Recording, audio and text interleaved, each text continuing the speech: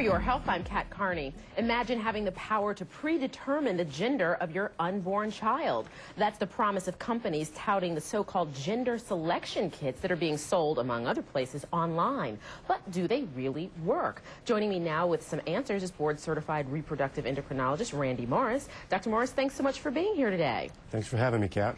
Now, some of these kits, or so-called gender selection kits, say that they can guarantee up to 95% accuracy of the gender of your unborn child. But, I mean, really, do you think that's possible?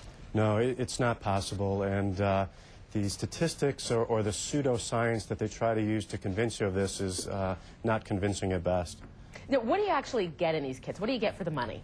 Well, various kits have different things. The most basic kits just have things like charting and calendars that they use some method to tell you which days to have intercourse on, whether you want to have a boy or a girl. Some of the more advanced kits will have sort of multiple things inside. Here's a kit that we purchased online that has multiple components to it. First of all, you get an ovulation predictor, you get a thermometer to help determine when ovulation is going to occur.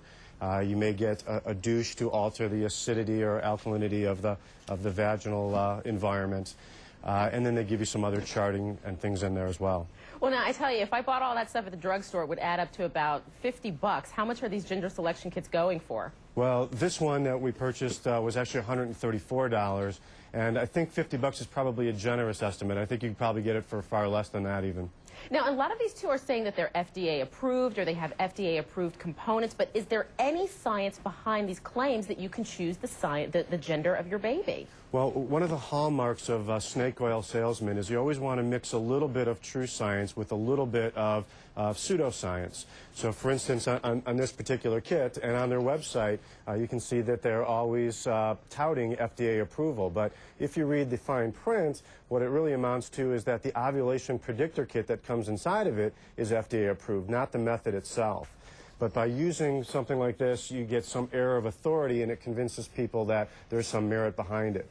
But there is no method that's FDA approved for sex selection. So the bottom line here, are these kits just a pure waste of money?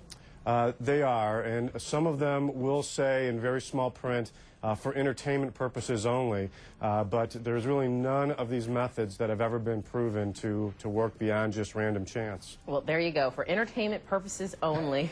Dr. Randy Morris, thank you so much for your time today. Very, very informative. Thank you. You're welcome. Thank you. And for your health, I'm Kat Carney. You mentioned entertainment. Some of the stuff is out of science fiction film. It's unreal, unreal. I'm going to go start a website and sell, I don't know, pens that help you decide. Take the money and run. Exactly. What to write. Exactly.